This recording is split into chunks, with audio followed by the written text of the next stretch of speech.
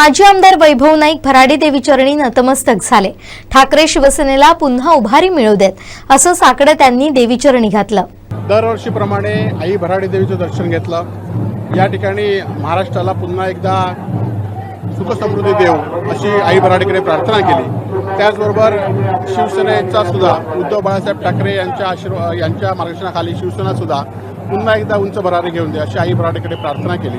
त्याचबरोबर आज महाराष्ट्रातल्या वेगवेगळ्या भागातनं, मुंबईतल्या वेगवेगळ्या भागातून आलेल्या सर्व भराडी च्या भाविकांचं मनापासून या ठिकाणी स्वागत करतो आणि लाखो भाविक या ठिकाणी भराडी देवीकडे येतात, आपल्या इच्छा पुऱ्या करतात। त्या सगळ्या इच्छा पूर्ण अशी आई भराडीकडे प्रार्थना करतो। आपल्या सर्वांना चांगलं आरोग्य आयुष्य दे अशी प्रार्थना या ठिकाणी करतो। मोठ्या प्रमाणात शिवसेना सोडून जात आहे आणि काय सांगाल त्याबद्दल? नाही, खरं तर जे स्वार्थ होता त्या स्वार्थासाठी काही लोक शिवसेना सोडत आहेत, परंतु याआधी सुद्धा सामान्यतः माणसांनी, कोकणातल्या माणसांनी शिवसेना वाढवली होती आणि त्या सामान्य माणसांना घेऊन पुन्हा एकदा आम्ही शिवसेना वाढवू। आमचा फेबिकलचा मजबूत जोड आहे, बदलणार नाही।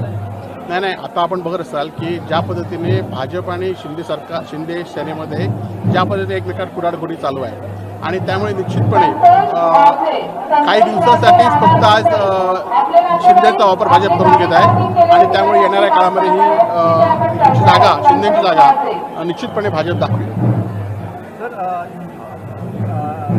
राहुल गांधी यांचा राजीनामा शिक्षणाचा एका दिवसात त्या ठिकाणी घेतला गेला होता। आता कृषी मंत्र्यांच्या बाबतीत काही योगदान दिसत नाही, काय सांगाल? नाही, आता या सरकारमध्ये कोणच राजीनामा देत नाही। आज धनंजय मुंडे असून देत, कृषी मंत्री असून देत, आता सुनील केदारांचा अध्यक्षांनी ताबडतोब या ठिकाणी आमदारकी रद्द केली होती, परंतु अशी रद्द करत या ठिकाणी केली जात नाही।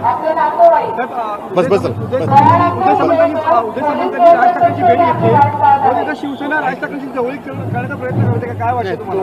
आता भाजप नसल्यामुळे ते पर्याय शोधत आहेत।